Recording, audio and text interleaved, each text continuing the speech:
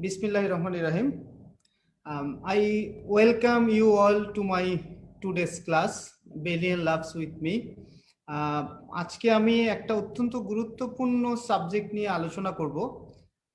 Surgery পরীক্ষার যে কোনো পর্যায়ে, এটা মেবি থার্ড ইয়ার, এটা মেবি ফেলোশিপ, এটা মেবি রয়্যাল কলেজের পরীক্ষা হোক না কেন, এই একটা সাবজেক্ট সম্পর্কে আলোচনা ছাড়া কোনোভাবেই সার্জারি পরীক্ষা সম্পন্ন হয় না, সেটা হলো হার্নিয়া। হ্যাঁ, সো আজকে আমি হার্নিয়া নিয়ে আলোচনা করব এবং বরাবরের মতো আমরা হার্নিয়া পড়ার চেষ্টা করব বেলিয়ান লাভস থেকে। আমি অ্যাক্সিস মেডিকেল স্কুলকে ধন্যবাদ জানাচ্ছি আমাকে প্ল্যাটফর্মটি তৈরি করে দেওয়ার জন্য। আর সবচেয়ে বড় ধন্যবাদ এবং কৃতজ্ঞতা হলো আপনাদের প্রতি, যারা আগ্রহ নিয়ে আমার ক্লাসগুলো শুনছেন এবং দেখছেন, এবং তাদেরকে ধন্যবাদ যারা আমাকে উৎসাহ দিচ্ছেন। এবং আমি আশা করি যে আমার এই উদ্যোগ অথবা অ্যাক্সিস মেডিকেল স্কুলের এই উদ্যোগ আপনাদেরকে সাহায্য করছে ভবিষ্যতে চিকিৎসক হিসাবে নিজেদেরকে সফলতার দ্বার প্রান্তে নিয়ে যাওয়ার জন্য। So our today's topics is hernia, এবং আমাদের হার্নিয়া চ্যাপ্টারটা আছে বেলিয়ান লাভসে, chapter 60। This is abdominal wall, hernia and umbilicus. আমাদের এই চ্যাপ্টারের লার্নিং অবজেক্টিভ হলো to know and understand basic anatomy of the abdominal wall and its weakness, causes of abdominal hernia, types of hernia and classification, clinical history and examination findings in hernia, complication of abdominal hernia, non-surgical and surgical management of hernia including mesh, complication of hernia surgery and other abdominal condition. আমাদের total এই চ্যাপ্টারটার learning objective হলো এই কয়েকটা জিনিস। আমি আজকে শুধু হার্নিয়ার general management নিয়ে আলোচনা করব। General management means hernia definition, what are the types of hernia pathophysiology, that is the causes of hernia, how we should investigate a hernia, and how should manage a hernia. All are the general principle. আমরা যখন পরবর্তী আলোচনায় যাব বা পরবর্তী ক্লাসে যাব, তখন আমরা দেখতে পাবো according to the class different site hernia. Suppose আমার যদি ইনসিশনাল হার্নিয়া হয়, আমার যদি ইঙ্গুইনাল হার্নিয়া হয়, তখন তার ম্যানেজমেন্ট এবং তার ইনভেস্টিগেশন, তার সার্জারি প্রসিডিউরগুলো ভিন্ন হবে। সো আজকে আমি যেটা নিয়ে আলোচনা করব সেটা হলো জেনারেল প্রিন্সিপাল অফ হার্নিয়া, অর্থাৎ মানে টোটাল হার্নিয়ার একটা জেনারেল ম্যানেজমেন্ট। সো প্রথমেই বেলিয়ান লাভসের এই চ্যাপ্টার অর্থাৎ চ্যাপ্টার 60-তে যেটা আছে দ্য অ্যাবডোমিনাল ওয়াল, হ্যাঁ, আমাদেরকে এখান থেকে basic anatomy and function related to the pathology এই অংশটা পড়তে হবে। এই অংশটা বিশেষ করে তাদের জন্য গুরুত্বপূর্ণ যারা বিভিন্ন পার্ট 1 অথবা এমআরসিএস পার্ট 1 অংশগ্রহণ করে, কারণ তাদের অনেক সময় এই ক্লিনিক্যাল ওরিয়েন্টেড প্রশ্নগুলোর আমরা কিছু সূত্র এখান থেকে পেতে পারি। এই ধরনের অর্থাৎ বেলিয়ান লাভসের প্রত্যেকটা চ্যাপ্টারের শুরুতে যে অ্যানাটমি গুলো নিয়ে আলোচনা করা হয় বা কিছুটা হলেও দু একটা লাইন বলা হয়, সো ওই রিলেটেড অ্যানাটমি গুলো আমাদের পরীক্ষায় বেশি থাকে। সো এই চ্যাপ্টারে যে অ্যানাটমিটা আছে সেটা হলো মেইনলি অ্যাবডোমিনাল ওয়াল রিলেটেড। পাশে একটা ছবি আছে, হ্যাঁ, এটা হলো cross section of the mid abdomen showing the muscular layout. So এই অ্যানাটমি সম্পর্কে আমাদেরকে পড়তে হবে। এর প্রথম লাইন হলো the abdominal wall is a complex structure composed primarily of muscle, bone and ফাসা.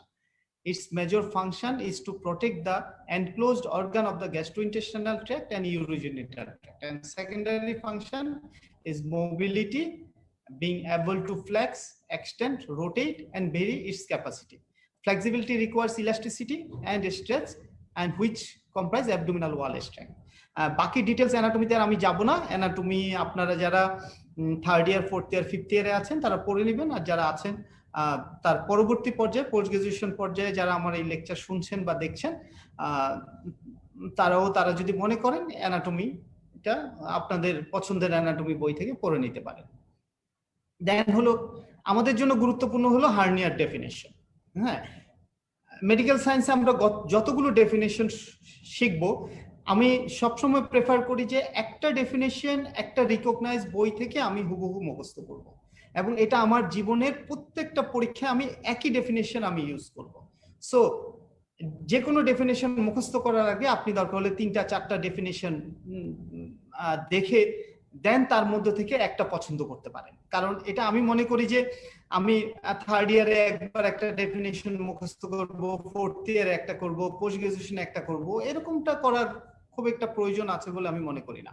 হ্যাঁ, সো আপনি হার্নিয়ার একটা ডেফিনেশন আপনাকে মুখস্থ করতে হবে। হ্যাঁ, এখানে 2টা ডেফিনেশন আছে। বেসিক্যালি দ্বিতীয় ডেফিনেশনটা আমি মুখস্থ করেছিলাম, যার কারণে আমি দ্বিতীয় ডেফিনেশনটা এখানে রেখেছি। আর বেলিয়ান ল্যাবসেও যদি হার্নিয়ার সম্পর্কে প্রথম কথাটা এটা বলা আছে, সো এটাকে আমরা ডেফিনেশন হিসেবে ধরে নিতে পারি, কোনো অসুবিধা নেই। হ্যাঁ, আমরা যদি আসি, what is hernia? A hernia is the bulging part of the contents of abdominal cavity through a weakness in the abdominal wall. অর্থাৎ দ্যাট ইজ আমাদেরকে যেটা বলছে সেটা হলো hernia. What is hernia? Hernia হলো bulging part of the content, অর্থাৎ this is the and contents of the abdominal cavity. এই অর্থাৎ অ্যাবডোমিনাল ক্যাভিটির একটা কন্টেন্টসের অংশ বালজ আউট হবে থ্রো কোন দিক দিয়ে? উইকনেস ইন দ্য অ্যাবডোমিনাল ওয়াল, অর্থাৎ অ্যাবডোমিনাল ওয়ালের একটা উইকনেসের মধ্য দিয়ে অ্যাবডোমিনাল কন্টেন্ট যখন বালজ আউট হয়ে যে ডিজিজটা তৈরি করবে তার নামই হার্নিয়া। আর আমি যদি নিচের ডেফিনেশনটা দেখি তাহলে ওখানে বলা আছে protrusion. Car protrusion? an organ or a part of the organ, যে কোনো একটা অর্গানের প্রোট্রুশন। হ্যাঁ, এই প্রোট্রুশনটা কোথায় হবে? Through the wall of the cavity and which it is confined, অর্থাৎ একটা ক্যাভিটির ওয়ালের মধ্যে দিয়ে একটা অর্গান টোটালটা অথবা পার্ট অফ দ্য অর্গানের প্রোট্রুশন হবে। হ্যাঁ, তাকেই বলা হচ্ছে হার্নিয়া। সো আমরা হার্নিয়ার যে কোনো একটা ডেফিনেশন মুখস্থ করব, এবং আমরা যদি উপরের ডেফিনেশনটা মুখস্থ করি, স্যার যদি জিজ্ঞাসা করে, we can very well give the reference, sir it is from the Bailey and Love's 27। হ্যাঁ, hernia is the bulging of part of the contents of the abdominal cavity through a weakness in the abdominal wall. Next, causes of hernia. বেলিয়ান ল্যাবসের এই বক্সে হার্নিয়ার কারণগুলো এভাবে লেখা আছে, কিন্তু সাধারণত আমরা যখন কোনো স্যার বা কেউ যখন আমরা জিজ্ঞাসা করি তখন আমরা সবচেয়ে নিচের যে কারণটা সেটা সবার আগে বলে ফেলার চেষ্টা করি, কিন্তু আমরা আজকে থেকে আর এটা প্র্যাকটিস করব না, আমরা উপর থেকে বলার চেষ্টা করব। অর্থাৎ কজেস অফ হার্নিয়ার মধ্যে প্রথম আছে basic design weakness, then weakness due to structure entering and leaving the abdomen, developmental failure, genetic weakness of collagen, sharp and blunt trauma, weakness due to aging and pregnancy, primary neurological and muscle disease, and last one is the excessive intra-abdominal pressure. And there is a প্রশ্নবোধক চিহ্ন এই অংশটার সামনে, অর্থাৎ এটা এখনো confirm না যে এই ধরনের এক্সেসিভ ইন্ট্রা-অ্যাবডোমিনাল প্রেসারের জন্য আমাদের হার্নিয়া হয় না হয়। আচ্ছা, যাই হোক, সেটাতে আমরা যাব না, আমরা এই কারণগুলো মুখস্থ করার চেষ্টা করব। প্রথম কারণটা কি বলা হয়েছে? বেসিক ডিজাইন উইকনেস, অর্থাৎ অ্যাবডোমিনাল ওয়ালের জন্য ওয়াল তৈরি হওয়ার সময় কোথাও কোথাও হয়তো বা একটা ডিজাইনে উইকনেস রয়ে গেছে। যেমন আমি যদি উদাহরণ দিই, ইঙ্গুইনাল ক্যানেল, অর্থাৎ পুরো অ্যাবডোমেনের মধ্যে যেহেতু আমাদের টেস্টিস ইন্ট্রা অ্যাবডোমেন তৈরি হয় এবং এটা এক সময় ডিসেন্ড করে স্কুটামে চলে আসে, সো এটা আসার জন্য যেই রুট দিয়ে আসে সেই রুটের মধ্যে আমাদের এই ডিজাইনের মধ্যে একটা উইকনেস রয়ে গেছে, সো এটা একটা হার্নিয়ার বেসিক কারণ। So basic design weakness is a cause of hernia. Second যেটা বলা হয়েছে, weakness due to structure entering and leaving the abdomen. এই উদাহরণটা আমরা বলতে পারি আম্বিলিকাস হতে পারে অথবা ইঙ্গুইনাল ক্যানেল হতে পারে, এখান দিয়ে আমাদের স্ট্রাকচার ইন হচ্ছে আউট হচ্ছে। হ্যাঁ, যেমন ফিটাল লাইফে আমাদের আম্বিলিকাস দিয়ে স্ট্রাকচার ইন হয়েছে আউট হয়েছে, সো এখানে আমাদের একটা উইকনেস রয়ে গেছে। দেন হলো ডেভেলপমেন্টাল ফেলিওর, অর্থাৎ আম্বিলিকাস অথবা inguinal canal according to the development অনুযায়ী একজন স্বাভাবিক মানুষের যেভাবে কমপ্লিট হওয়ার কথা ছিল সেটা হয়নি। যেমন আমরা যদি ইঙ্গুইনাল লিগামেন্টের কথা বলি, ইঙ্গুইনাল ক্যানেলের কথা বলি, ওখানে প্রসেসেস ভ্যাজিনালি অবলিটারেটেড হয়ে যাওয়ার কথা ছিল, কিন্তু সেটা হয়নি, যার কারণে একটা ডেভেলপমেন্টাল ফেলিওর ডেভেলপ করেছে এবং যার কারণে হার্নিয়া হচ্ছে। আরেকটা হলো জেনেটিক উইকনেস অফ কোলাজেন। আমরা এর পরের প্যারাতে দেখবো বেলিয়ান লাভসের, ওখানেও বলা আছে hernia is A collagen disease, অর্থাৎ যাদের এই connective tissue disease collagen disease আছে তাদের সাধারণত হার্নিয়া হয়। হ্যাঁ, সো সেই হিসাবে জেনেটিক উইকনেস অফ কোলাজেন, তার জন্য হার্নিয়া হতে পারে। তারপর sharp and blunt trauma, any ট্রমাতে যদি অ্যাবডোমিনাল ওয়াল বা কোনো অ্যাবডোমিনাল ওয়ালের যদি কোনো ইনজুরি হয়, সেটা হতে পারে blunt trauma, sharp trauma, even surgical incision. আমরা যত ভালো রিপেয়ারই করি না কেন, বেলিয়ান লাভসেই বলা আছে যে কখনো এটা তার পুরনো স্ট্রেংথ ফিরে পায় না। অর্থাৎ আমরা যদি যে কোনো একটা ইনজুরি হয়, সেখানে যদি আমরা রিপেয়ার করি, it gain up to the 70 to 80% of it previous strength. সে কখনো তার 100% স্ট্রেংথ ফিরে পায় না। সো যার কারণে একটা উইকনেস থেকে যায়, যার কারণে হতে পারে। আর বয়সের জন্য একটা উইকনেস হতে পারে, প্রেগনেন্সির জন্য একটা উইকনেস হতে পারে, নিউরোলজিক্যাল ডিজিজের জন্য উইকনেস হতে পারে, মাসেল ডিজিজের জন্য উইকনেস হতে পারে। হ্যাঁ, এবং এক্সেসিভ ইন্ট্রা অ্যাবডোমিনাল প্রেসার যেমন হয়, যেমন কাফ, প্রোস্টাটিজম, এইগুলো এই অংশটাতে আসবে। সো আমরা এই কজেস অফ হার্নিয়া, এখানে কিন্তু শুধুমাত্র একটা হার্নিয়ার কথা বলা নাই, এটা ইপিগ্যাস্ট্রিক হার্নিয়া হতে পারে, অর্থাৎ সব ধরনের হার্নিয়া, যেটা আমরা একটু পরে আলোচনা করব, যেটা ইপিগ্যাস্ট্রিক হার্নিয়া হতে পারে, ইঙ্গুইনাল হার্নিয়া হতে পারে, ফিমোরাল হার্নিয়া হতে পারে, আম্বিলিকাল হার্নিয়া হতে পারে, ইনসিশনাল হার্নিয়া হতে পারে। সবগুলো হার্নিয়ার basic cause of hernia is এই চার্টের মধ্যে আমাদেরকে দেয়া আছে, বক্সের মধ্যে। Then আমরা আসি common principle in abdominal hernia. And abdominal wall hernia has two essential component. এখানে বলা আছে অ্যাবডোমিনাল ওয়াল হার্নিয়াতে দুটো এসেনশিয়াল কম্পোনেন্ট আছে। আমি আপনাদেরকে বলবো এটা দুটার জায়গায় আমরা 3 করার চেষ্টা করব। কি কি কম্পোনেন্ট? একটা হলো ডিফেক্ট ইন দ্য ওয়াল, একটা হলো কন্টেন্ট, আর থার্ড ওয়ান ইজ স্যাক। এমন না যে 100% হার্নিয়াতে স্যাক থাকতে হবে। হ্যাঁ, এমন কিছু হার্নিয়া আছে যেখানে স্যাক থাকে না বা প্রয়োজন হয় না। তারপরও আমরা মনে রাখবো যে একটা হার্নিয়ার কম্পোনেন্টের মধ্যে 3টা জিনিস কমন। একটা হলো ডিফেক্ট ইন দ্য ওয়াল, একটা হলো কন্টেন্ট, আর একটা হলো স্যাক। স্যাক কি আমি পরের স্লাইডে যাব। আর কন্টেন্ট সম্পর্কে এখানে বলা আছে tissue that has been force towards through the defect.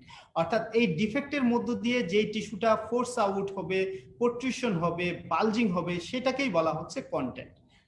R defect তো যে ওয়ালের মধ্যে যে ডিফেক্ট আছে সেটা ডিফেক্ট ইন দ্য ওয়াল।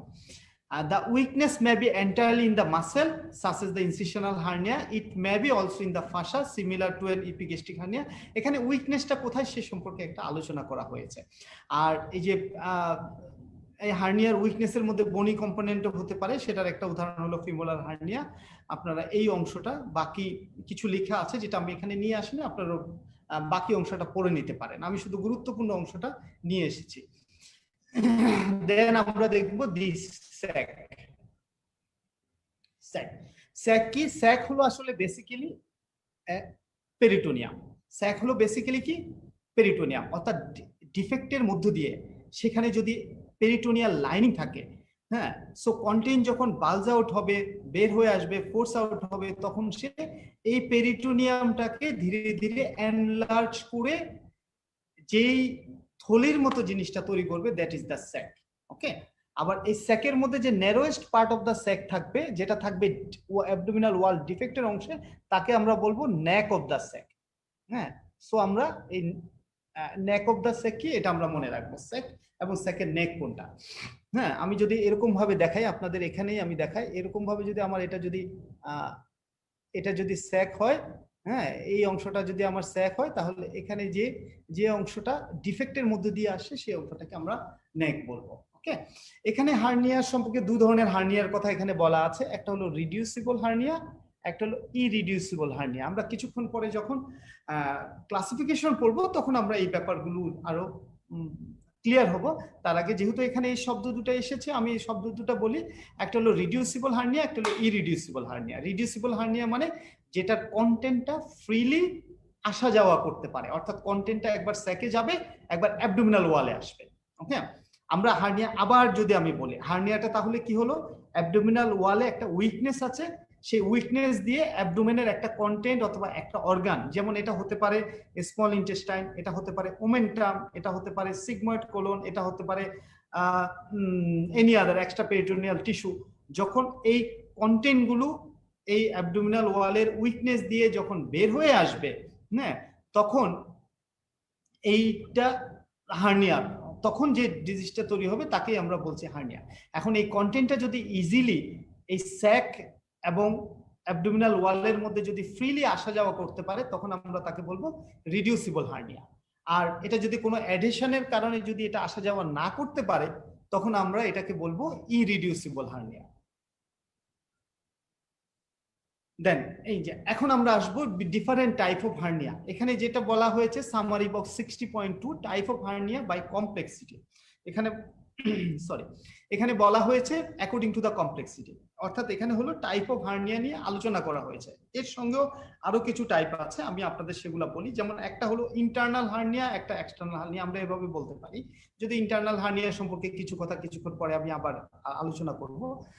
আচ্ছা, দেন আমরা ক্লিনিক্যাল ক্লাসিফিকেশনের মধ্যে পড়তে পারি। আমরা কিছুক্ষণ আগে বলেছি এই ধরনের একটা ক্লাসিফিকেশন, অর্থাৎ রিডিউসিবল এবং ইরিডিউসিবল, অর্থাৎ that the swelling that appears and disappears, অর্থাৎ কন্টেন্টটা যদি ফ্রিলি মুভ করতে পারে স্যাক এবং অ্যাবডোমিনাল ক্যাভিটির মধ্যে, তাহলে আমরা তাকে বলবো রিডিউসিবল হার্নিয়া। আর যদি কন্টেন্টটা ফ্রিলি মুভ করতে না পারে, তাহলে সেটা হবে ইরিডিউসিবল হার্নিয়া। এবং irreducible hernia is a high risk of complication. Irreducible হার্নিয়ার ক্ষেত্রে আমাদের রিস্ক অফ কমপ্লিকেশন বেশি। আর অকাল্ট মানে হলো যাকে সহজে দেখা যায় না, অর্থাৎ একদম ইনিশিয়াল স্টেজে যদি হার্নিয়া যখন মাত্র তৈরি হচ্ছে, তখন যেটা আমরা ক্লিনিক্যালি বুঝতে পারবো না, সেই হার্নিয়াকে বলা হচ্ছে অকাল্ট হার্নিয়া। তারপরে আমি দু ধরনের হার্নিয়া নিয়ে কথা বলবো, খুবই গুরুত্বপূর্ণ। একটা হলো স্ট্র্যাঙ্গুলেটেড, একটা হলো অবস্ট্রাক্টেড, হ্যাঁ। আর তারপরে আরো দুটো আছে, একটা ইনফাক্টেড, একটা ইনকার্সেরেটেড। ওকে, আমি বেলিয়ান লাভসের পরবর্তী অংশে এই জিনিসগুলো নিয়ে আলোচনা করা হয়েছে, আমি ওই অংশে গিয়ে এই ব্যাপারটা নিয়ে আপনাদের সঙ্গে কথা বলছি। আসেন, এই যে এখানে একটা হলো অবস্ট্রাক্টেড হার্নিয়া, আরেকটা হলো আমাদের স্ট্রায়াঙ্গুলেটেড হার্নিয়া, রাইট? ওকে, দেখতে পাচ্ছেন বেলিয়ান লাভসে এইটা লেখা আছে। আর তারপরে একটা ইনকার্সেরেটেড হার্নিয়া সম্পর্কে বলা আছে। আরেকটা হলো ইনফাক্টেড হার্নিয়া। ইনফাক্টেড হার্নিয়া এখানে বলা নাই, এটা স্ট্রাঙ্গুলেশনের পরের অংশটা আসবে। ওকে, আমরা যদি প্রথমে আসি অবস্ট্রাক্টেড হার্নিয়া, দেন হলো স্ট্রাঙ্গুলেটেড হার্নিয়া। আমি কেন এই দুটো শব্দের মধ্যে গুরুত্ব দিচ্ছি? আমি এই জন্য গুরুত্ব দিচ্ছি, অনেকেই এখনো এই দুটো ব্যাপার নিয়ে খুবই কনফিউশন তৈরি করে, অবস্ট্রাক্টেড হার্নিয়া এন্ড স্ট্রাঙ্গুলেটেড হার্নিয়া। অনেকেই প্রশ্ন করলে এই জিনিসটা তারা ক্লিয়ারলি দুটার মধ্যে ডিফারেন্সিয়েট করতে পারে না, বা একটার সঙ্গে একটা মিশিয়ে ফেলে। আসেন একদম ক্লিয়ারলি এখানে যেটা লেখা আছে সেটা হলো, দেখেন কি লেখা আছে। যদি হার্নিয়া, আমাদের হার্নিয়ার কন্টেন্ট যদি ইফ হার্নিয়ার কন্টেন্ট ইজ বাওয়েল হয়, দেন এটা হলো অবস্ট্রাক্টেড হার্নিয়া হতে পারে। অর্থাৎ আমরা সব সময় মনে রাখবো, আমরা মোস্ট কমন হার্নিয়ার কন্টেন্ট হলো দুটা, একটা হলো বাওয়েল, একটা হলো আমাদের ওমেন্টাম। একটা বাওয়েল, একটা ওমেন্টাম। এখন একটা হার্নিয়ার কন্টেন্ট যদি ইন্টেস্টাইন হয়, সেটা it may be small intestine, it may be large intestine, এবং কমপ্লিকেশনের জন্য যদি এই ইন্টেস্টাইনে যদি অবস্ট্রাকশন তৈরি করে, তখনই আমরা তাকে বলবো অবস্ট্রাক্টেড হার্নিয়া। ওকে, অর্থাৎ obstructed hernia is always related to intestinal obstruction. এই অংশটা মনে রাখলে আমি জীবনে আর কখনো ভুল করব না। অর্থাৎ obstructed hernia is always related to intestinal obstruction. তাহলে অবস্ট্রাক্টেড হার্নিয়া হতে হলে আমাকে কি করতে হবে? কন্টেন্টটা অবশ্যই বাউল হতে হবে, ইট মে বি স্মল ইন্টেস্টাইন বা লার্জ ইন্টেস্টাইন। এবং সেকেন্ড, কমপ্লিকেশনের জন্য may be twist, may be addition, যে কোনো কারণে এই ইন্টেস্টাইনে আমাকে অবস্ট্রাকশন তৈরি করতে হবে, ইন্টেস্টাইনাল অবস্ট্রাকশন তৈরি করতে হবে, তখন আমি তাকে বলবো অবস্ট্রাক্টেড হার্নিয়া। আর স্ট্র্যাঙ্গুলেটেড হার্নিয়া, স্ট্র্যাঙ্গুলেশন মানে হলো যখন আমাদের ব্লাড সাপ্লাই কমে যাবে, হ্যাঁ, if the pressure raises sufficiently, arterial blood is not enter the hernia and content become ischemic, হ্যাঁ, and maybe then হলো ইনফার্ক্ট হতে পারে। অর্থাৎ যখন স্ট্র্যাঙ্গুলেশন হবে, এই জিনিসটাকে বলে স্ট্র্যাঙ্গুলেশন, অর্থাৎ to reduce the blood supply. হ্যাঁ, যখন ব্লাড সাপ্লাই কমবে, যখন ইস্কিমিয়া ডেভেলপ করবে কোনো হার্নিয়ার কন্টেন্টের মধ্যে, তখন আমরা তাকে বলবো স্ট্র্যাঙ্গুলেটেড হার্নিয়া। এখন আসেন এই দুটার মধ্যে পার্থক্য। যেমন একটা হার্নিয়ার কন্টেন্ট হলো আমার ওমেন্টাম, সো কন্টেন্ট যদি ওমেন্টাম হয় তখন আমার কখনো অবস্ট্রাক্টেড হার্নিয়া হবে না, সেটা হবে স্ট্র্যাঙ্গুলেটেড হার্নিয়া। কিন্তু একটা হার্নিয়ার কন্টেন্ট যখন ইন্টেস্টাইন হবে, স্মল ইন্টেস্টাইন ও large intestine, then it may be obstructed hernia, it may be strangulated hernia. কারণ স্মল ইন্টেস্টাইনে যেমন অবস্ট্রাকশনও হতে পারে তেমনি ইস্কেমিয়াও হতে পারে। কিন্তু যদি ওমেন্টাম হয় তখন কিন্তু অবস্ট্রাকশন হওয়ার আর কোনো সুযোগ নাই। সো যদি ওমেন্টাম থাকে কন্টেন্ট, তখন আমরা শুধু দেখবো যে ওই হার্নিয়ার ক্ষেত্রে শুধু স্ট্র্যাঙ্গুলেটেড হার্নিয়া হবে। আর যদি ইন্টেস্টাইন থাকে তখন it may be obstructed hernia, it may be strangulated hernia. Then আসেন আমরা ইনকার্সেরেটেড। ইনকার্সেরেটেড মানে হলো বন্দি। ইনকার্সেরেটেড শব্দের অর্থ হলো, কার্সেরেটেড শব্দ হলো বন্দি, অর্থাৎ ইটস নট ক্লিয়ারলি ডিফাইন্ড। অর্থাৎ কোন একটা ইরিডিউসিবল হার্নিয়া কেই আমরা ইমপ্লাই করতে পারি যে ইটস এ ইনকার্সেরেটেড হার্নিয়া। আরেকটা হলো ইনফাক্টেড হার্নিয়া। স্ট্র্যাঙ্গুলেশন হয়ে হার্নিয়ার কন্টেন্ট যখন ইনফাক্ট হয়ে যাবে, গ্যাংগ্রিন হয়ে যাবে, তখন আমরা তাকে ইনফাক্টেড হার্নিয়া বলতে পারি। তাহলে আমাদের এই যে এই অংশটা আমরা দেখতে চেয়েছিলাম, what is strangulation hernia, what is infarcted hernia, what is obstructed hernia, what is incarcerated hernia. Then এখানে কিছু স্পেশাল হার্নিয়ার কথা বলা আছে। একটা হলো রিক্টার্স হার্নিয়া, একটা হলো স্পাইজেলিয়ান হার্নিয়া। ওকে, একটা হলো রিক্টার্স হার্নিয়া, একটা হলো স্পাইজেলিয়ান হার্নিয়া। রিক্টার্স হার্নিয়া কোনটা? যখন একটা ইন্টেস্টাইনাল ওয়ালের একটা অংশ যখন হার্নিয়া হবে তখন সেটাকে আমরা বলবো রিক্টার্স হার্নিয়া। ওকে, আর যদি স্পাইজেলিয়ান হার্নিয়া হলো যদি the hernia extend between the layer of the muscle, অর্থাৎ এখানে দুটো মাসেলের লেয়ারের মধ্যে দিয়ে চলে যাবে। এটা জাস্ট মনে রাখার জন্য, এটা আপনারা যারা এমবিবিএস লেভেলে আছেন তাদের হয়তো বা খুব একটা লাগবে না, কিন্তু মনে রাখলেন স্পাইজেলিয়ান হার্নিয়া। আর এখানে ইন্টারনাল হার্নিয়া বলতে বেলিয়ান-লাভস একটা জিনিস বলা আছে যে it's a term hernia is confusing for internal hernia, because abdominal ওয়ালে যখন কোনো একটা অ্যাডিশন হবে, সেই অ্যাডিশনের মধ্যে যখন একটা পকেট তৈরি হবে, ওখান দিয়ে যখন একটা বাওয়েল লুপ যখন ট্র্যাপ হবে, তখন তাকে আমরা ইন্টারনাল হার্নিয়া বলে থাকি। ওকে, তারপরে আসেন clinical history and diagnosis of hernia. একটা যে কোনো রোগের যখন আমরা ডায়াগনোসিস করতে যাব তখন আমরা বলবো যে প্রথমে পেশেন্টের হিস্ট্রি নিব, দেন ক্লিনিক্যাল এক্সামিনেশন, দেন আমরা প্রয়োজন হলে ইনভেস্টিগেশন করব। হ্যাঁ, সো হার্নিয়া ডায়াগনোসিসের ক্ষেত্রে আমি অবশ্যই ক্লিনিক্যাল হিস্ট্রি পেশেন্টকে জিজ্ঞাসা করব। পেশেন্ট আমাকে তার লাম্পের কথা বলতে পারে, অথবা self diagnosis is most common. Patient এটা এমন একটা ডিজিজ যে পেশেন্ট নিজেই এটা ডায়াগনোসিস করতে পারে। পেশেন্ট এসে বলবে যে স্যার আমার হার্নিয়া হয়েছে, বা ডক্টর আমার হার্নিয়া হয়েছে। ওকে, যাই বলুক না কেন। সো কিন্তু পেশেন্টের কমপ্লেইন যেটা হবে, সেটা কমপ্লেইনের মধ্যে হতে পারে পেইন হতে পারে, হ্যাঁ, তারপরে হলো হেভিনেস হতে পারে, অ্যাকিং হতে পারে।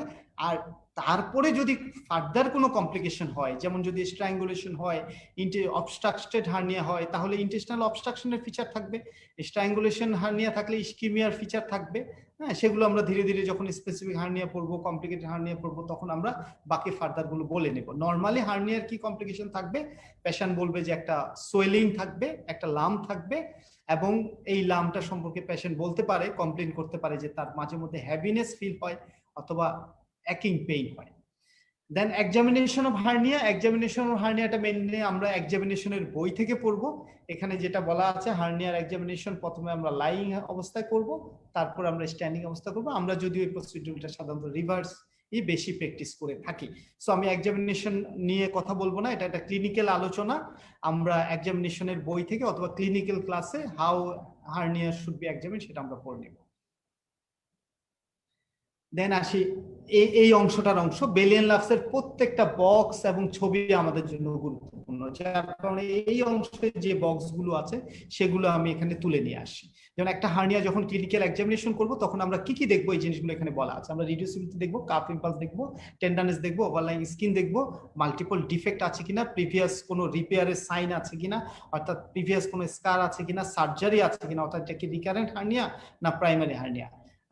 গ্রয়েন হার্নিয়ার ক্ষেত্রে আমরা স্কুটাল কন্টেন্ট দেখবো এবং অ্যাসোসিয়েটেড প্যাথোলজি দেখবো। এটা মেইনলি ক্লিনিক্যাল এক্সামিনেশন ওরিয়েন্টেড। আচ্ছা, এখানে একটা ব্যাপার বলা আছে, অনেক সময় আমরা মনে করি যে cough impulse is the confirmatory অথবা pathognomonic sign for a hernia. এখানে যেটা দুটা লাইন বলা আছে যে কাফ ইম্পালস থাকলেই যে হার্নিয়া হবে এমন কোনো কথা নাই, আর কাফ ইম্পালস না থাকলেই যে সেটা হার্নিয়া হবে না এমনও কোনো কথা নাই। দেন ইনভেস্টিগেশন অফ হার্নিয়া। আমরা সার্জনরা, সার্জিক্যাল স্পেশালিস্টরা আমরা যে কোনো ডিজিজের জন্য দুটো কারণে ইনভেস্টিগেশন করে থাকি। একটা হলো ডায়াগনোসিস করার জন্য অথবা আমার ডায়াগনোসিস কনফার্ম করার জন্য, আরেকটা হলো আমার সার্জারির জন্য পেশেন্টের ফিটনেস দেখার জন্য। এটা সব সময় মনে রাখতে হবে। আমরা সার্জনরা দুটো কারণে আমরা পেশেন্টের কিছু ইনভেস্টিগেশন অ্যাডভাইস করে থাকি। একটা হলো আমার এই রোগটা ডায়াগনোসিস করার জন্য অথবা আমার ডায়াগনোসিসটা কনফার্ম করার জন্য, আমার ক্লিনিক্যাল ডায়াগনোসিসটা আমি কনফার্ম করতে চাই তার জন্য। আর সেকেন্ড হলো for the fitness of the anesthesia. It may be local anesthesia, it may be regional anesthesia, it may be spinal anesthesia, anything. অর্থাৎ অ্যানাস্থেসিয়া ফিটনেসের জন্য আমরা কিছু ইনভেস্টিগেশন করে থাকি। এখন হার্নিয়ার ক্ষেত্রে কি হবে? হার্নিয়ার ক্ষেত্রে no specific investigation is required, এটা বলতে হবে। আমি ফেলোশিপ পরীক্ষায় স্টুডেন্টকে ফেল করতে দেখেছি, শুধুমাত্র স্যার যখন জিজ্ঞাসা করেছে কি ইনভেস্টিগেশন করবে হার্নিয়ার জন্য, সে সরাসরি বলে দিয়েছে স্যার আমি আলট্রাসোনোগ্রাফি করব, সিটি স্ক্যান করব, হার্নিওগ্রাম করব। সো আমাকে এটা খুব ভালোভাবে মনে রাখতে হবে, no specific investigation is required for most of the hernia. আমাকে স্যার যে কোনো পরীক্ষায় যখন জিজ্ঞাসা করবে অথবা আমি যদি রিটিনেও লিখে থাকি ইনভেস্টিগেশন অফ হার্নিয়া, সো আমি প্রথমেই বলবো hernia diagnosis is clinical examination. Hernia can be diagnosed by a clinical examination. Okay, so আমার কোনো স্পেসিফিক ইনভেস্টিগেশনের প্রয়োজন নাই, এটা হলো আমার প্রথম কথা। সেকেন্ড কথা হলো যদি আমি ডায়াগনোসিসে কখনো আমি কনফিউজড হই বা ডায়াগনোসিস করতে পারছি না, হার্নিয়া অত্যন্ত ছোট অর্থাৎ আর্লি স্টেজে আছে, তখন আমি ফার্দার ইনভেস্টিগেশন গুলোর সাহায্য আমি নিতে পারি। It may be CT scan, it may be ultrasonography, it may be MRI, হ্যাঁ, যেটা আমার প্রয়োজন হয়। কিন্তু আমাকে যখন ইনভেস্টিগেশন অফ হার্নিয়া বলা হবে তখন আমার যেটা জবাব হবে সেটা হলো যে for diagnosis of the patient, for diagnosis of the hernia generally no investigation is required. Hernia can be diagnosed by clinical, only by clinical examination, but I will do some investigation before the surgery to see the general fitness of the patient. So এটা হবে আমার answer. So আমি যে আনসারটা এখন শিখবো third ইয়ারে, আমি আমার ফেলোশিপ পরীক্ষা হোক, সেটা বাংলাদেশের ফেলোশিপ বা এমএস পরীক্ষা হোক অথবা রয়্যাল কলেজের পরীক্ষা হোক, আমি কিন্তু এই একই শব্দ একই লাইন বলবো। হ্যাঁ, সো আমি যখন যেটা শিখবো তখন সেটা ফাইনাল অর্থাৎ লাইফ লং ভাবে আমি শেখার চেষ্টা করব, তাহলে আমার পড়াশোনা সহজ হবে, আমার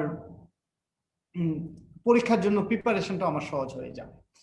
দেন আসি আমরা ইনভেস্টিগেশন। এই ইনভেস্টিগেশন গুলোর কথা বক্সে লেখা আছে। সো প্রথম কথাই হলো যে হার্নিয়া ডায়াগনোসিসের জন্য আমার কোনো ইনভেস্টিগেশনের প্রয়োজন নাই। আমার হার্নিয়া ইনভেস্টিগেশন বেসিক্যালি হলো আমার ক্লিনিক্যাল এক্সামিনেশন। আর এগুলো হলো যেমন এই যে বলা আছে এমআরআই কখন করবো আমি, sportsman groin hernia with pain, অর্থাৎ একজন স্পোর্টসম্যান সে পেইন কমপ্লেন করছে কিন্তু আমি ক্লিনিক্যালি কিছুই পাচ্ছি না, তখন আমি দেখতে পারি যে তার এমআরআই করে আছে কিনা। সিটি স্ক্যান যেমন ইনসিশনাল হার্নিয়ার ক্ষেত্রে আমি বিফোর সার্জারির প্ল্যানিং এর জন্য, নট ফর ডায়াগনোসিস, আমার সার্জারির প্ল্যানিং এর জন্য আমার সিটি স্ক্যানের সাহায্য প্রয়োজন হতে পারে। অথবা ডায়াগনস্টিক ল্যাপারোস্কোপি, দেখা গেল আমি হার্নিয়া ডায়াগনোসিস করতে পারছি না ইনগুলার হার্নিয়া, তখন আমি অ্যাবডোমিনাল ওয়ালের অ্যাবডোমিনাল ক্যাভিটির মধ্যে যদি ডায়াগনস্টিক ল্যাপারোস্কোপি, তখন আমি হয়তো বলতে পারবো যে এখানে একটা অকাল্ট হার্নিয়া আছে। Then management principle. Management means how I will treat the patient, অর্থাৎ এই একজন পেশেন্ট আমার কাছে হার্নিয়া নিয়ে এসেছে, আমি তখন তাকে কিভাবে কি চিকিৎসা দিব, কি অ্যাডভাইস দিব, কি ম্যানেজ করব, সেটাই হলো হার্নিয়া। এখানে দেখেন প্রথমেই বলা আছে abdominal wall hernia does not require always repair, অর্থাৎ এক কথায় আমাকে হার্নিয়া চিকিৎসা কি, এক কথায় আমি বলে দিব না যে সার্জারি করব, হ্যাঁ, এক কথায় আমি বলবো না যে সার্জারি করব, হ্যাঁ, অর্থাৎ আমি যেটা পরের বক্সে যদি আসি তখন আমি দেখা যাবে যে অর্থাৎ not all hernia requires the surgical repair, small hernia can be dangerous then the large, pain tenderness অর্থাৎ যাদের সিমটম আছে, যারা হাই রিস্ক অফ স্ট্র্যাঙ্গুলেশন, তাদের জন্য আমরা সার্জারি করব। শুধু একটা হার্নিয়া অলওয়েজ সার্জিক্যাল ইন্ডিকেশন আছে, that is the femoral hernia. Femoral hernia should be always repair. তাহলে আমি কি আনসার দিব স্যার যখন বলবে how you will treat the patient or how you will manage the patient, আমি বলবো যে sir I will manage the patient according to his age, his type of the hernia, his clinical condition of the hernia.